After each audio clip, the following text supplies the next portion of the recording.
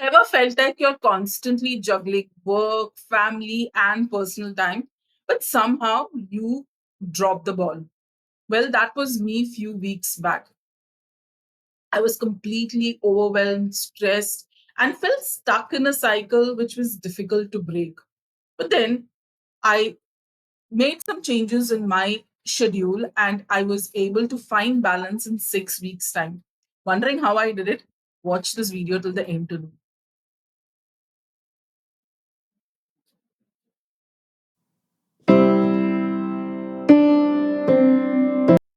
Hello, everyone. This is Minnie here. Welcome back to our channel, Grow with Minz. If you're new to this channel, I am a corporate professional turned mindset empowerment coach for working women. On this channel, you will find videos about personal development, strategies to embrace self acceptance and self compassion. Today, I'm going to share my story of how I found balance in my work and personal life without so that I'm not feeling overwhelmed. Okay, so let me be honest with you here. I was a total mess. I was working in late, I was doing late night work and I was catching up on weekends, constantly feeling guilty that I was not able to spend enough time with my family. It was like I was constantly on the go, but was not reaching anywhere. Does it sound familiar to you? And it's happened so that one day, uh, we had a family get together, which we were having after a very long time. And all my cousins were there, but I had to skip it because I was buried in work and there was no way I could manage the work and go and attend this family get together. So I had to decide on what is it that I want to do. And I chose to do my work. But my phone was constantly buzzing with messages and WhatsApp pictures of how my family was enjoying. That is when I realized that I have not been spending enough time with my family. And that was a wake up call for me. And that made me look at things and make the changes so that I have a balance in my personal and my professional life. So, here is how I did it. I'm going to share the steps, strategies with you so that it helps you. Now, the strategies and the steps that I'm going to share with you are very simple. You can implement them today itself, even though you have a super crazy, busy schedule. Okay. And these are real steps. These are not fluff that I'm talking about. It is something that I have implemented, I'm implementing, and it is really helping. So, the first thing that I did was I set boundaries. Now, since I'm working from home, the the line between my work time and my personal time was completely blurred. Okay. And most of the people that I was working with are also working from home. So people around the world, they're also working from home. So it was really difficult for me to, I noticed that I did not have the time boundary. Anybody could reach me anytime, and anytime I would get up and do the task. So I firstly I decided, okay, I put a strict schedule to my work time. I said that I'm going to work only from so and so. So I said I'll work from 10 in the morning. I'll be there till 8 in the evening and with breaks in between. This way, initially it was difficult because I was also not used to this schedule. So I would think, "Ek aur kaam kar lete hain. Let me do this one more task and then I'll wrap it up." But I had to be strict with myself. I had to ensure that I consistently followed this so that the opposite person also understands how important it is for me to set the schedule. Now, when I did this, what I noticed is that I had a lot of time, a quality time that I could spend with myself and with my family. So, setting that boundary is very important. Now, even if you are somebody who's working from office, I do know that because I've also been a corporate, I've also worked in a corporate. I do know that we tend to take our work home. Now, try and restrict that. Yeah. Something that has to be something that is related to your work, ensure that you do it in your work hours. I will talk more about some more strategies which will help you do this. I know it at times becomes difficult, but let me share this. Let me listen to the whole steps that I have to share with you, and then you can ask me any questions that you have. Okay. The second thing is prioritizing of tasks. Now, uh, there are tasks which are of four categories. Okay, you have urgent task, you have important task, you have something which is important but not urgent, something which is not important and not urgent. Now, what are urgent tasks? Urgent tasks are the ones which you have to do it right now. If you don't do it, it can have serious implications. Okay, let's say that there is a client escalation that you're getting.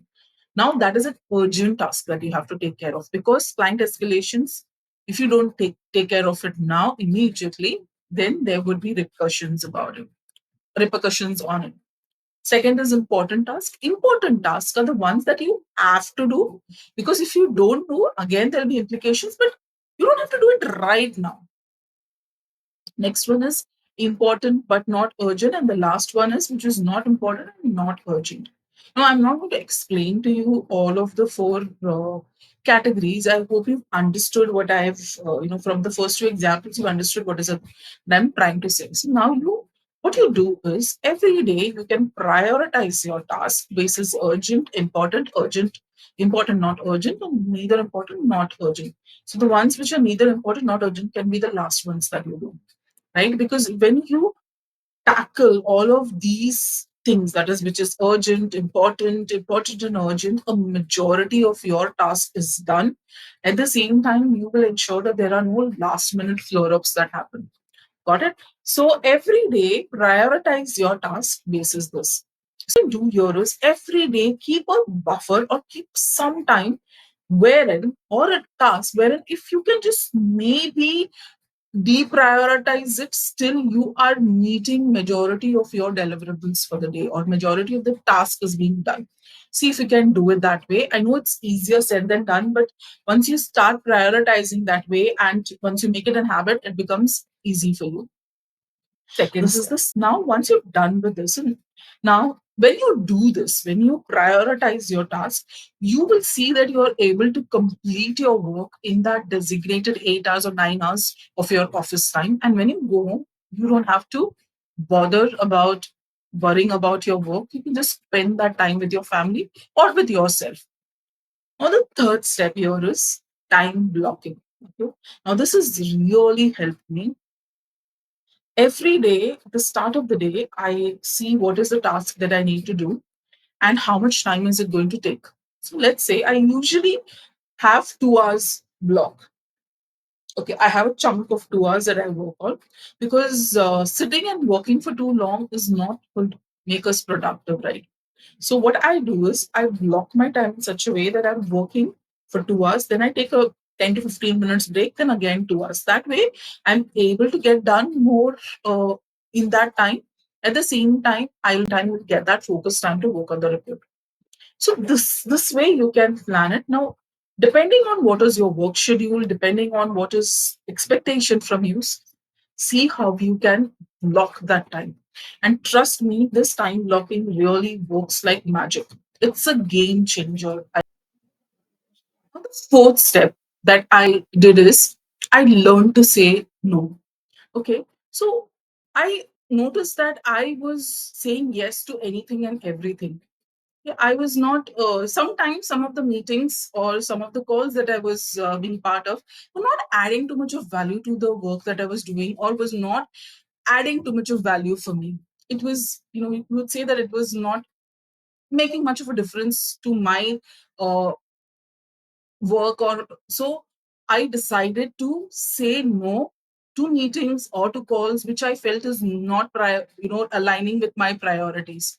So if there is a call that is happening, maybe say, let's say with the IT team, and it's about an update that is happening, and the IT team just wants to give a general update to everybody. Now, if it is not going to impact my department, or if it's not going to impact the work that I'm going to do, I would decline that. Okay. Similarly, like I said, I work from home, so sometimes some of the calls or some of the meetings, I didn't have to be necessarily be part of it. It was just discussion between two people, and if I just got a minutes of it, of saying what is it that were discussed, it would help me, because I just need to be updated about it. So you need to learn to say no. I know it is difficult, especially for us women. We find it difficult to say no, but you have to do that. See, these are the difficult tasks that you need to start taking to make your life easier, And once you start doing that, you will thank yourself saying, okay, I know it was a difficult thing to do, but still I did it, and you'll be grateful for it. I am grateful for it, I can tell you. Now, I know, okay, what I also do is sometimes, if it is a meeting that I know that I will not be part of, I do ask them, do you want me to be there, or can you just give me the update? And a lot of times people are okay with it. They understand, yes, a lot of these meetings are not necessarily everybody have to be part of it. So first you see what is it that is aligning with your values. Do you think it is going to add any value to what you're working on, or is it going to give you any knowledge? Then of course you need to be part of it. Otherwise, you learn to say no. And another thing that you need to learn to say no is not being available for anything and everything, all the work. Somebody says, okay, can you do this for me? Is there nobody else who can do this? Here, you also have to bring in the part of delegation. Okay, I would also say that learn to say no and start delegating your work. Now, if there is a task, you already don't have time, you have something else that you're already working on, which is your key deliverable. This is a task that you can give to one of your team members, then delegate that task. You can say, no, see, I will not be able to do it, but I'll give it to one of my team members and your work will be done. That is also a way of tackling with things. Learn to delegate tasks as well at home and at work. Now, we don't have to do everything on our own. It's not that if you don't do it, it will not happen. Just let somebody else do it. Everybody should get that opportunity to do, right? So delegate tasks to your kids at home, some small things that you feel it'll help them as well, and it'll be a great help for you. Get them involved in it. It really makes the fifth step that I implemented, and that I think made a very big difference, is I incorporated mindfulness into my schedule. So every day, when I do meditation, along with that, I also learn to be mindful, be present in the moment.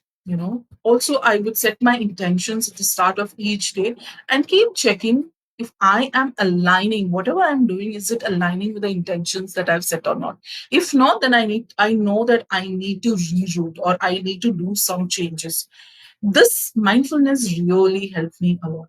Now, what I also do is I take breaks. Sometimes, if I feel that the work that I'm doing is too stressful, or the environment that I'm in, maybe it's a meeting where there is a lot of discussion that is happening, what I do is after I finish the meeting, I just sit, I take deep breaths and just be mindful of my breath, be mindful of the environment that I'm in, be mindful of the emotions that I'm going to. And it really helps me recharge myself.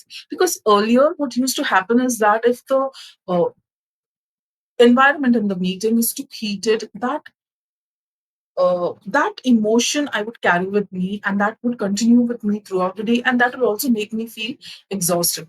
So, my incorporating mindfulness has really helped me a lot.